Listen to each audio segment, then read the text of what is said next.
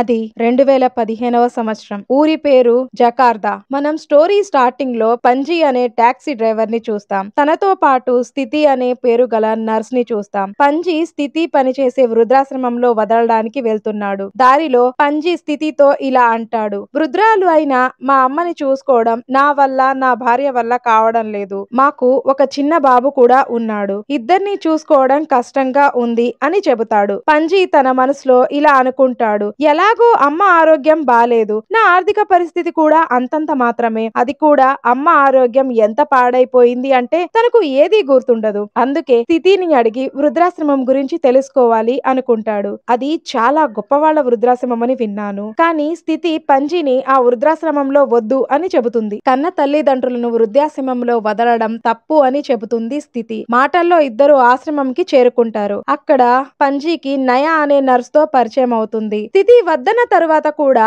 పంజీ నయాతో వాళ్ళ అమ్మ గురించి చెప్తాడు. పంజీ నయాతో చెప్తాడు, మా అమ్మ చాలా బాగా వంట చేస్తుంది. నయా చెప్తుంది, మేము ఎప్పటి నుంచో మంచి వంట మనిషి కోసం చూస్తున్నాం. మీ అమ్మ ఇక్కడ ఫ్రీగా ఉండడానికి నేను హెడ్ తో మాట్లాడతాను అని చెప్తుంది. ఇంటికి వెళ్ళాక ఈ విషయాన్ని తన వైఫ్ రారాతో చెప్తాడు. కానీ రారాకు ఇష్టం ఉండదు. చూడు, నిన్ను బాబుతో పాటు మీ అమ్మను కూడా నేను చూసుకోగలను. ఒక విషయం ఆలోచించు, అది ధనవంతులు ఉండే ఆ వృద్ధాశ్రమం. అందులో మనల్ని ఉండనిస్తున్నారు అంటే ఒకసారి ఆలోచించు. నెక్స్ట్ సీన్ లో తల్లిని తీసుకుని వృద్ధాశ్రమానికి వెళ్తాడు. అక్కడ పంజీకి బ్యాంగ్ బ్యాంగ్ అనే వ్యక్తితో పరిచయం అవుతుంది. తను కొన్ని రోజుల క్రితమే తన తల్లిని ఈ ఆశ్రమంలో చేర్చాడు. ఇక్కడ విషయం ఏంటంటే బ్యాంగ్ బ్యాంగ్ తన తల్లిని చూడడానికి ఎన్నిసార్లు వచ్చినా అక్కడ సిబ్బంది చూపించడానికి నిరాకరించారు. బ్యాంగ్ బ్యాంగ్ పంజీతో అంటాడు, నీ తల్లిని ఈ ఆశ్రమంలో పెట్టే ఆలోచనని మార్చుకో. నేను అలా చేసినందుకే ఇప్పుడు పశ్చాత్తాపడుతున్నాను. అంతలోనే స్థితి అక్కడికి వస్తుంది. నువ్వు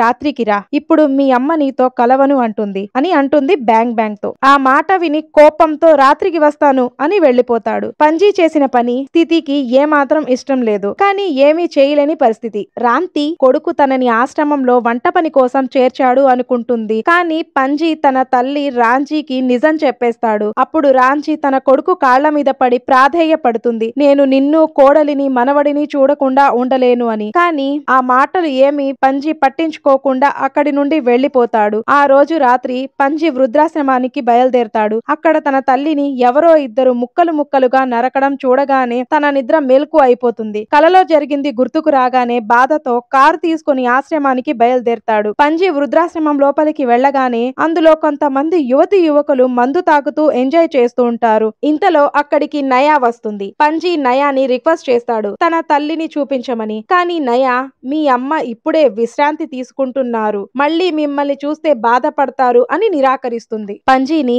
వచ్చే శనివారం రమ్మంటుంది. పంజీ అడుగుతాడు, ఇక్కడ ఏం జరుగుతుంది అని. ఇక్కడ ఉన్న వృద్ధుల పిల్లలు వీళ్ళంతా, ఇక్కడ చిన్న పార్టీ జరుగుతుంది అని పంజీని పంపించేస్తుంది. కానీ పంజీ మనసు అస్సలు ఊరుకోదు. దొంగతనంగా వేరే దారి నుండి వృద్ధాశ్రమం లోపలికి చేరతాడు. పంజీ తన తల్లిని వెతుక్కుంటూ ఉండగా ఇంతలో ఎవరో పాదాల చప్పుడు విని ఒక అల్మారాలో దాక్కుంటాడు. అల్మారా నుండి ఒక మంచానికి బ్యాంగ్ బ్యాంగ్ ని కట్టేయడం గమనిస్తాడు. పంజీ బ్యాంగ్ బ్యాంగ్ ని కట్లు విప్పే ప్రయత్నం చేస్తాడు. అక్కడ ముగ్గురు నల్లని దుస్తులు వేసుకొని వస్తారు. వాళ్ళని చూస్తుంటే ఏదో సీక్రెట్ కల్ట్ మెంబర్స్ లా ఉంటారు. వాళ్ళని చూసి భయంతో పంజీ అదే మంచం కింద దాక్కుంటాడు. బ్యాంగ్ బ్యాంగ్ ని వేరొక రూమ్ కి తీసుకొని వెళ్తారు. అక్కడ నల్లని ముసుగు వేసుకొని వీళ్ళలాగే చాలా మంది ఉంటారు. అందులో బ్యాంగ్ బ్యాంగ్ వాళ్ళ అమ్మ కూడా ఉంటుంది. తన తల్లిని చూసి వెంటనే బ్యాంగ్ బ్యాంగ్ క్షమాపణ కోరుకుంటాడు. అప్పుడు అందులో ఉన్న లీడర్, నువ్వు చాలా పెద్ద తప్పు చేశావు, దీనికి నీకు తగిన శాస్తి జరుగుతుంది అంటాడు. ఇంతలో గోడ లోపలి నుండి రెండు భయంకరమైన క్రీచర్స్ బయటికి వస్తాయి. వీటిని చూడగానే బ్యాంగ్ బ్యాంగ్ భయపడిపోతాడు. ఒక క్రీచర్ బ్యాంగ్ బ్యాంగ్ తలని పట్టుకుంటే ఇంకో క్రీచర్ బ్యాంగ్ బ్యాంగ్ యొక్క తల్లి తలను గట్టిగా పట్టుకుంటుంది. అప్పుడు లీడర్ బ్యాంగ్ బ్యాంగ్ తో, నిన్ను పెంచడానికి నీ తల్లి తన యవ్వనం మొత్తం ధారపోసింది, కానీ నువ్వు తనని ఆఖరి సమయంలో చూసుకోకుండా వృద్ధాశ్రమంలో చేర్చావు, తన బాధకు కారణమయ్యావు. అందుకు నీ యవ్వనాన్ని నీ తల్లికి, నీ తల్లి వృద్ధాప్యాన్ని నీకు ట్రాన్స్ఫర్ చేస్తున్నాను అంటాడు. అంతలోనే తల్లి యవ్వనంలోకి, బ్యాంగ్ బ్యాంగ్ వృద్ధాప్యంలోకి వచ్చేస్తారు. బ్యాంగ్ బ్యాంగ్ స్కెల్టన్ గా మారి చనిపోతాడు. బ్యాంగ్ బ్యాంగ్ తల్లి యవ్వనంలోకి వచ్చేస్తుంది. కానీ తను ఇక్కడే ఉండి వీళ్లకు జీవితం మొత్తం ఊడిగం చేయాలి. ఇదంతా చూసి పంజీ భయంతో పరుగులు తీస్తాడు.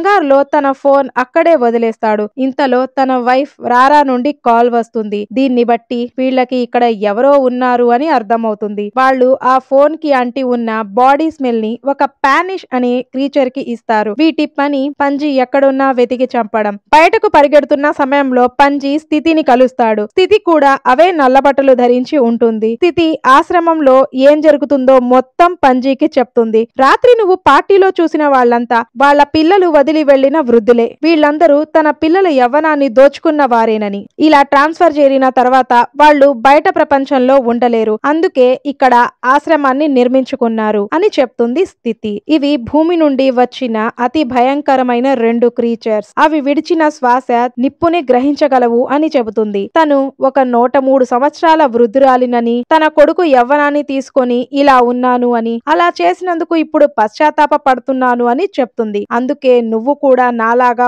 అవ్వకూడదు అంటుంది. ఈ ట్రాన్స్ఫర్ సమయంలో తల్లి కొడుకు ఇద్దరు ఒప్పుకోవాలి. ఒకవేళ అలా జరగకపోతే పానిష్ అనే భయంకరమైన రాక్షసులుగా మారతారు. తన కోట్ ను విప్పి పంజీకి ఇస్తూ, పానిష్ రాక్షసులతో జాగ్రత్త, అవి చూడలేవు కానీ వాసనను బట్టి పసిగట్టగలవు. ఈ కోట్ లో నా వాసన ఉంటుంది కాబట్టి వాటిని పక్కదారి పట్టించవచ్చు అంటుంది. పంజి తన తల్లిని వెతుక్కుంటూ వెళ్తాడు. తన తల్లిని ఒక బాక్స్ లో బందీగా ఉంచుతారు. పంజి ఆ బాక్స్ తాళాల కోసం వెతుకుతూ ఉంటాడు. ఇంతలో భయంకరమైన రాక్షసులు పంజి మీద దాడి చేస్తాయి. కానీ స్థితి మధ్యలోకి వచ్చి తన ప్రాణాలు అర్పించి పంజిని కాపాడుతుంది. అక్కడి నుంచి బయటపడే క్రమంలో అక్కడ ఉన్న వాళ్ళకి పంజి అతని తల్లి పట్టుబడిపోతారు. వీళ్ళు పంజి అతని తల్లిని ఆ భయంకరమైన క్రీచర్స్ దగ్గరకు తీసుకువెళ్తారు. పంజి యొక్క యవ్వనాన్ని రాంతీకి ట్రాన్స్ఫర్ చేయడానికి ప్రయత్నిస్తారు. కానీ దీనికి పంజి ఇంకా అతని తల్లి ఇద్దరు ఒప్పుకోరు. మీరు ఒప్పుకోకపోతే మీరు కూడా ఇలా భయంకరమైన క్రీచర్స్ గా మారిపోతారు అని చెప్తారు.